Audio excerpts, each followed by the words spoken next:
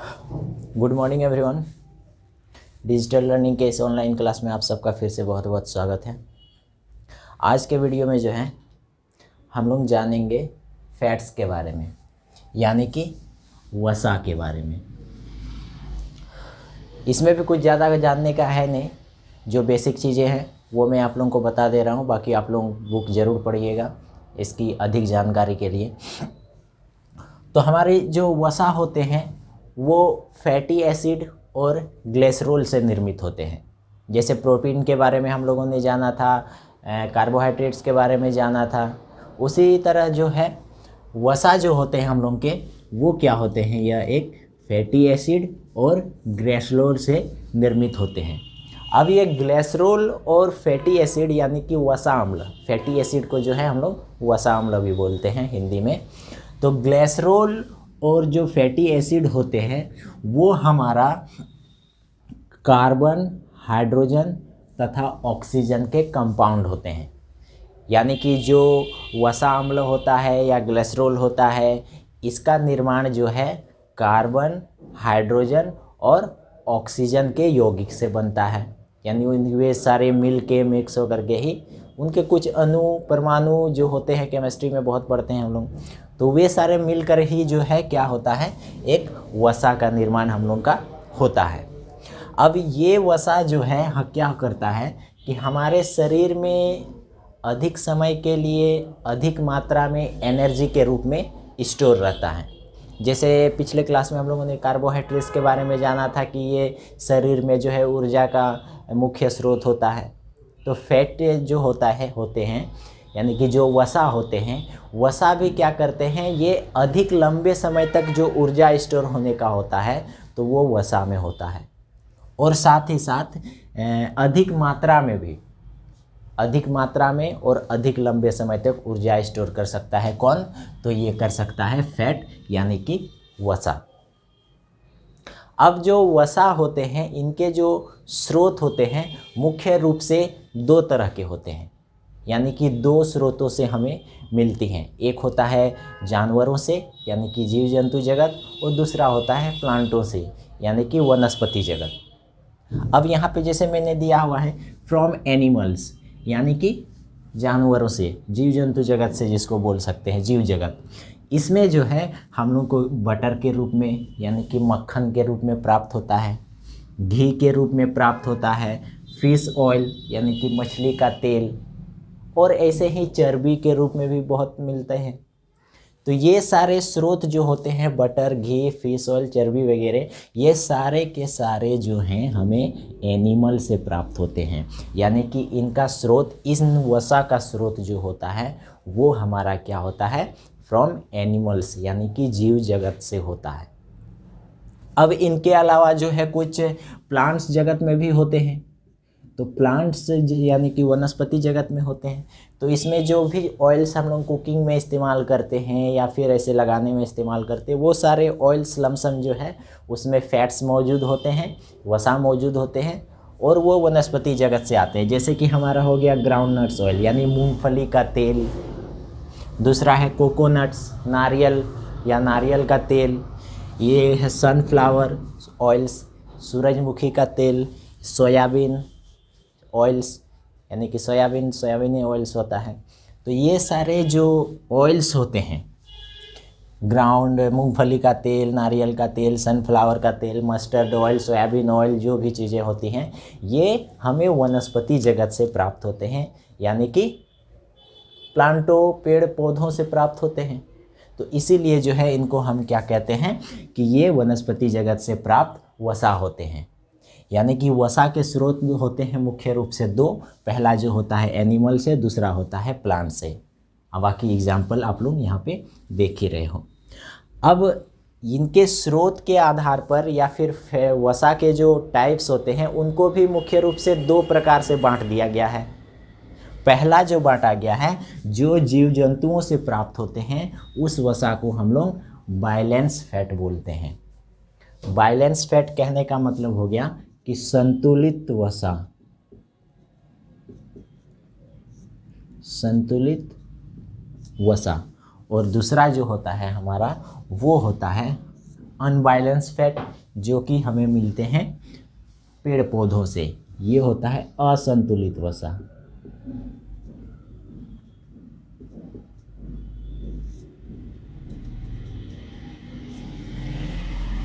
ठीक है, तो वसा के जो अगर प्रकार के बारे में भी कोई पूछे तो सिंपल सी बात है, उनके जो दो सोर्सेस होते हैं उसी स्रोत के आधार पर इसको दो भागों में भी बांटा गया है।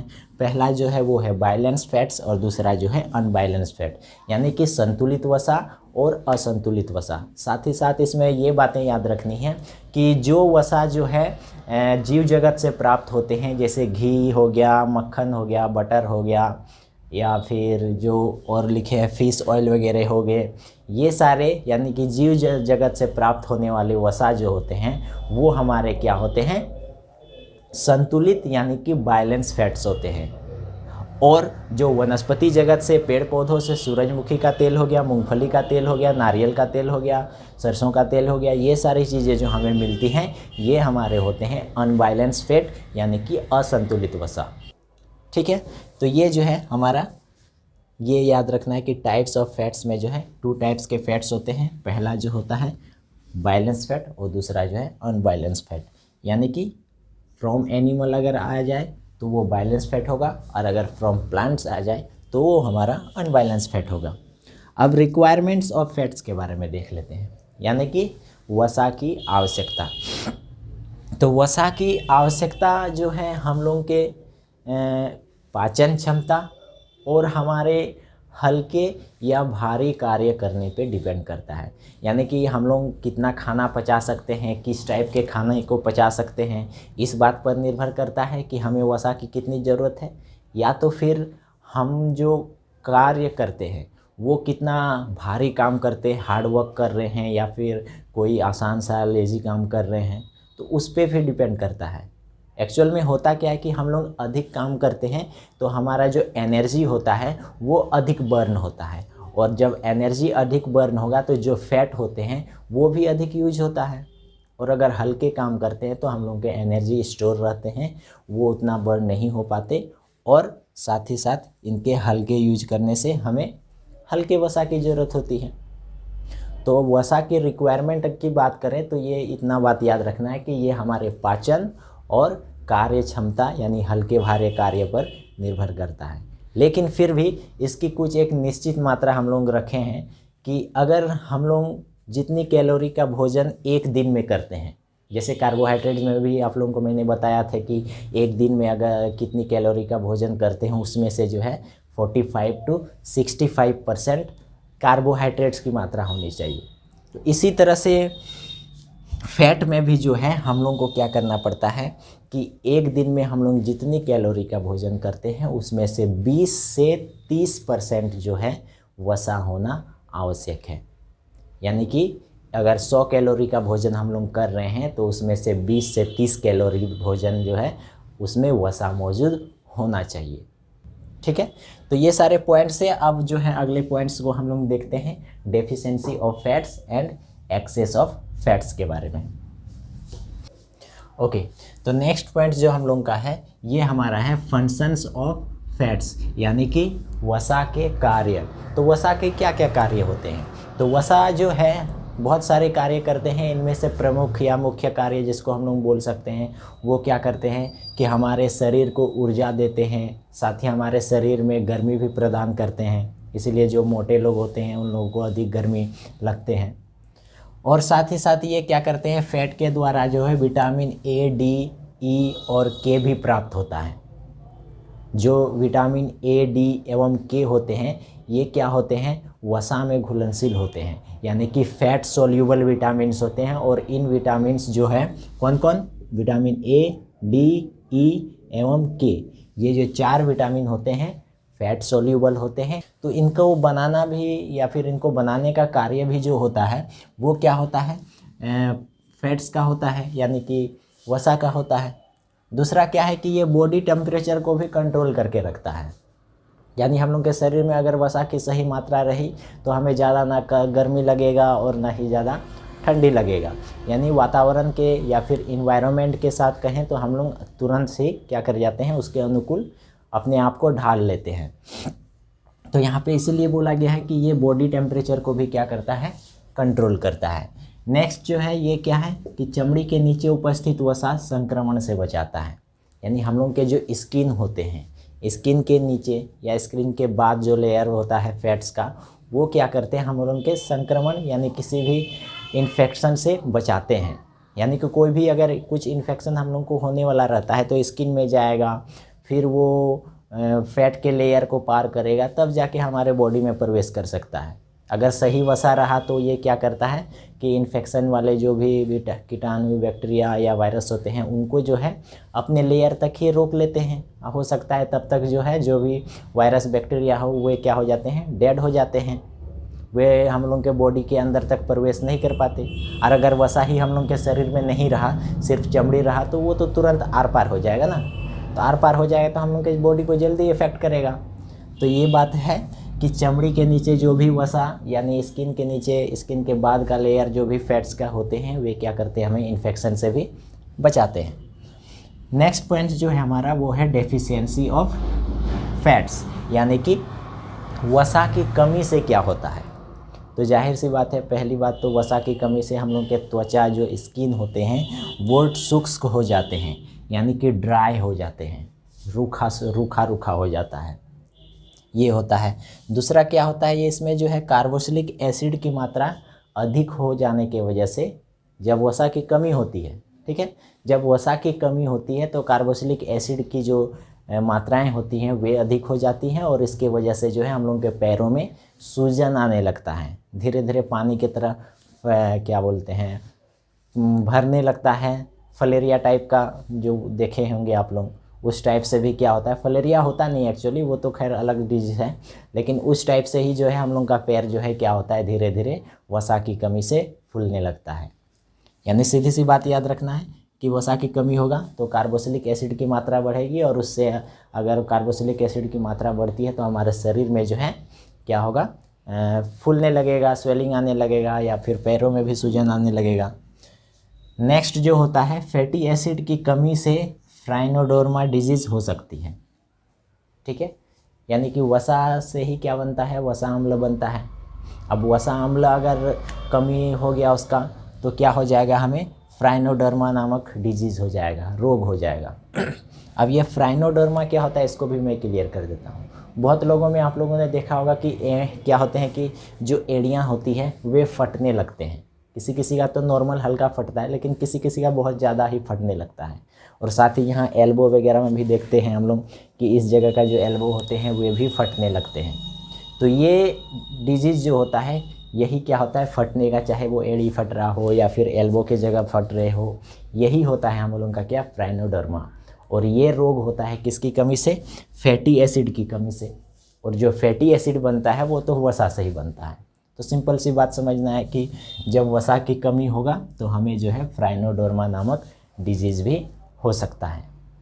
तो ये हमारा क्या पॉइंट था, पहला जो है फंक्शंस ऑफ फैट्स, यानी कि वसा के कार्य। इसमें हम लोगों ने देखा कि वसा जो है शरीर को ऊर्जा प्रदान करता है, गर्मी प्रदान करता है, या विटामिन ए, डी, ई एवं के को भी उत्पादित करता है, बॉडी टेम्परेचर को कंट्रोल रखता है, और साथ ही साथ स्किन के नीचे जो फैट होते हैं वो हमारे फैट्स को क्या करते हैं, इन्फेक्शन से हमारे बॉडी को बचाते हैं।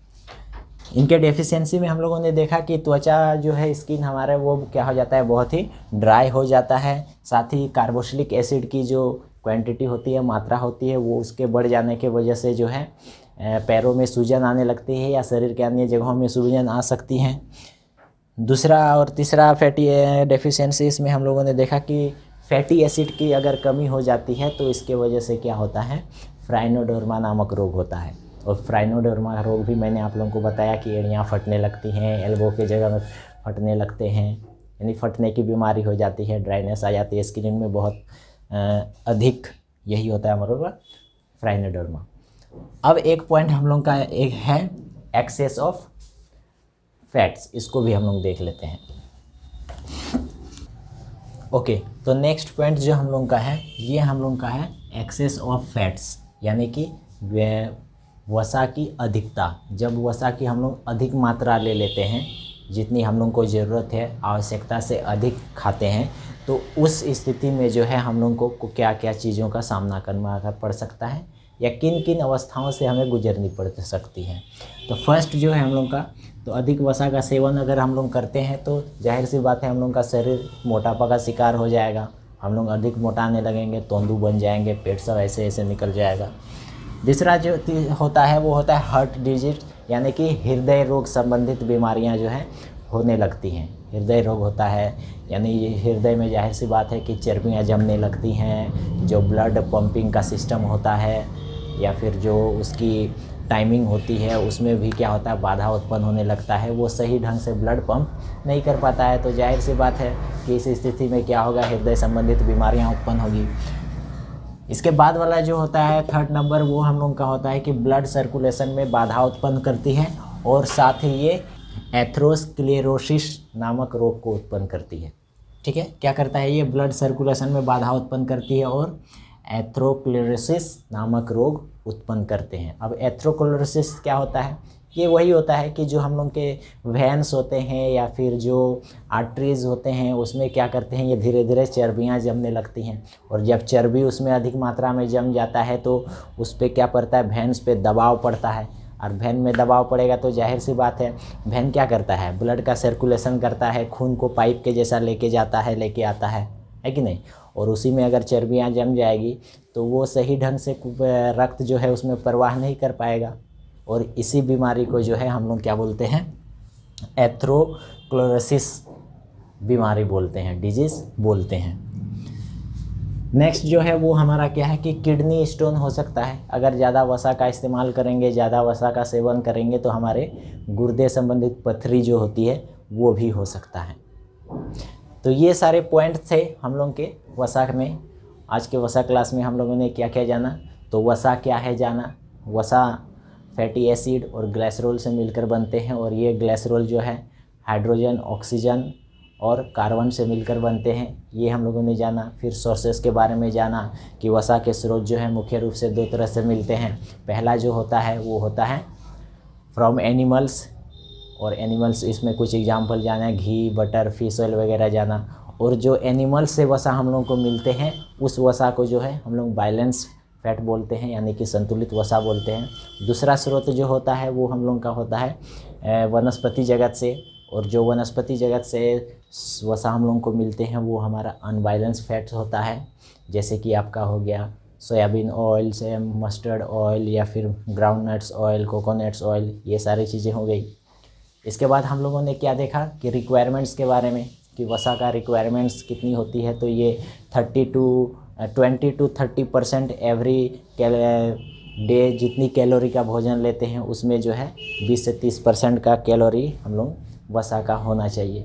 फिर फंक्शंस के बारे में हम लोगों ने देखा कि फंक्शंस में जो है वसा हम लोगों के शरीर में गर्मी प्रदान करता है, ऊर्जा देता है, बॉडी टेम्परेचर को कंट्रोल करके रखता है कि नहीं, और बहुत सारी चीज़ें देखें।